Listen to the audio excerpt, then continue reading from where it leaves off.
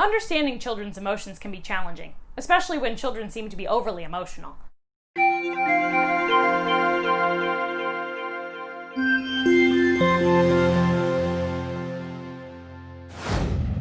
Hello, I'm Samantha from Learning Success.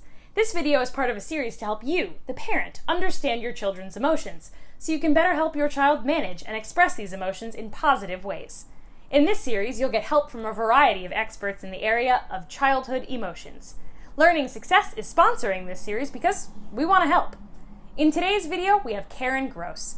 Karen Gross is a Washington, D.C.-based author and educator, as well as an advisor to nonprofit schools, organizations, and governments. www.karengrosseducation.com.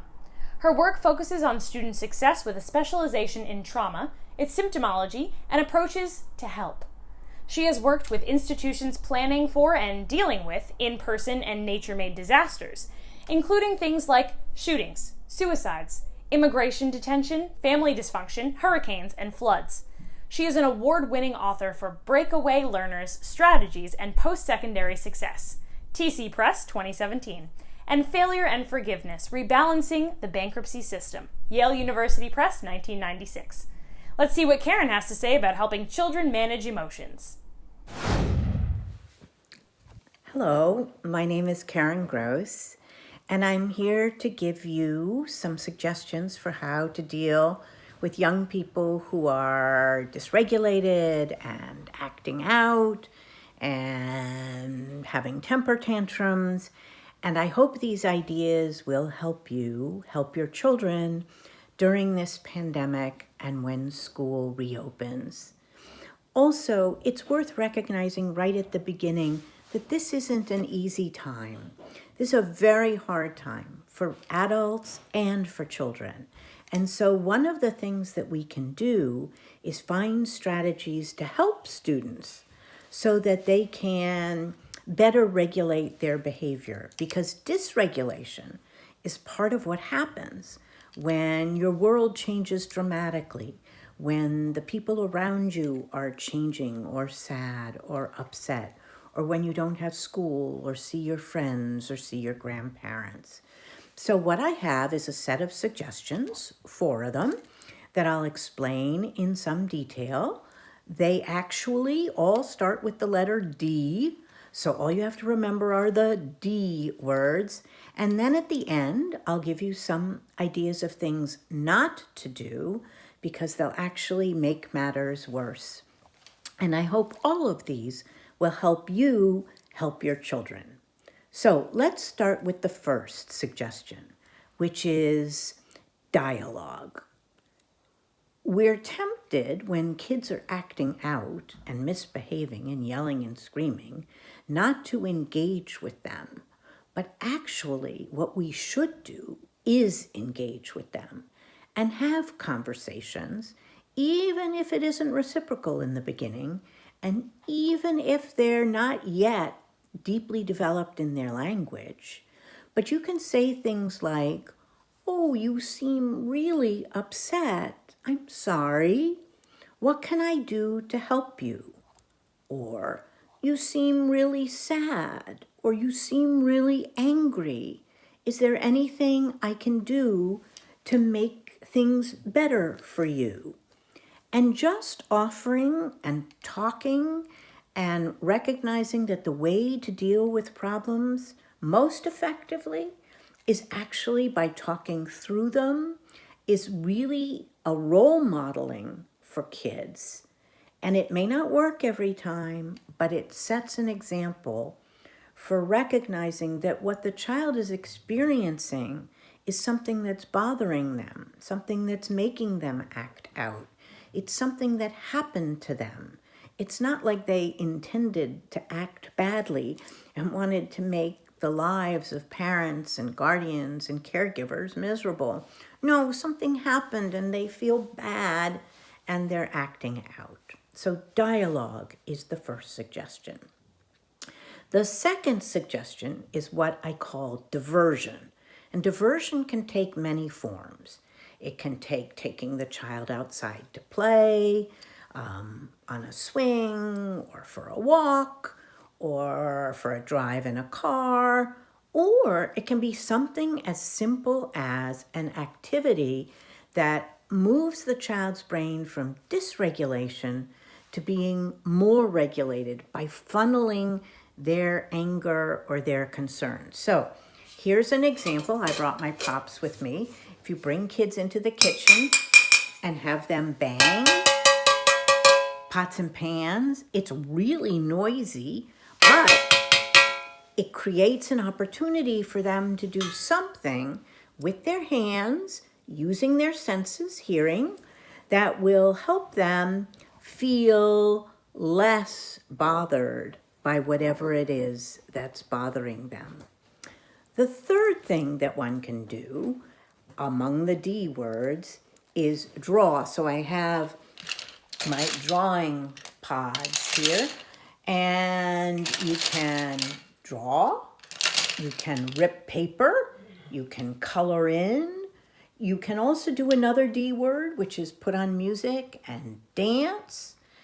And what these do is they, in essence, serve to distract the child from its dysregulated state into doing something else. And in that transition, they can move from the tantrum into something else. And whether it's drawing or coloring or dancing, it will work to open new pathways instead of the child being stuck in the tantrum state. And the fourth suggestion has to do with dazzling and delighting children. This is one where if a child is screaming or yelling or acting out, and the adult does something funny, like makes a funny face, makes a funny sound, makes a funny movement, you can actually often get a child to respond to that by suddenly having a little break in that tantrum to look at what the adult is doing. And it's the adult's way of saying, I'm here for you, I can help you. So if you just whoop, whoop, whoop, whoop, or some odd smile, or some odd hand movements that are funny and make someone smile, and you do those, if you jump up and down on one foot, if you wriggle your nose and wiggle your fingers and do things like that, kids actually can smile and laugh. So we have the 4 D words that will help dysregulated children become more regulated: dialogue, diversion, drawing and dance, and delighting and dazzling with something silly. Now, here are a couple of things not to do, as tempting as they might be. First, now isn't the time for punishment. And the reason is that you punish when someone intends to do something badly. In the case of a tantrum or dysregulation, the child isn't trying to be bad. So punishment isn't the right answer. And neither is isolating the child, putting them in a room, sitting them in a chair, saying you can't get out, even locking them in a room, which some people do. Those are not good ideas because the outcome is the opposite of what we want. We want to connect and create reciprocity with children. And if you isolate them and separate them and make that the norm, then that's not effective in terms of helping them come to terms with what they're feeling. In fact, in many situations, it will actually make things worse. And the final don't do is yelling and screaming and trying to outshout a child who's dysregulated. If anything, what you want to do is speak softly. And you want to speak so softly that the child actually has to calm down to hear what you're saying to them. Now, this is not easy. In the midst of a child getting all revved up, it's really easy for the adult to get revved up too.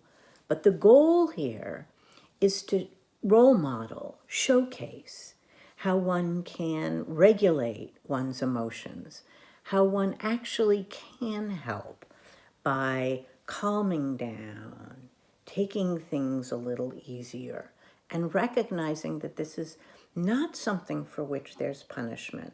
This is something that happens when you're upset and you have to find new pathways for dealing with being upset. So, in conclusion, I hope these suggestions with the 4 D words, dialogue, diversion, draw, dance, and dazzle and delight, help you help your child become more regulated. And remember, these are not easy times. These are really difficult times for adults and for children. I hope this has been helpful to you. I hope that as time moves forward, we will be in easier times. But in the meanwhile, I think these strategies, whether used separately or together or in some combination, will help you and your children navigate the pandemic and its aftermath. Nice being with you. Thank you, Karen, for sharing your 4D strategy in managing overly emotional children. Connect and create reciprocity with children. If you enjoyed this video, please make sure to share it on social media. Use the hashtag #BetterEmotions, and remember, you've got this. The fact that you are here watching this video means you're an amazing parent. And that's a wonderful thing to be.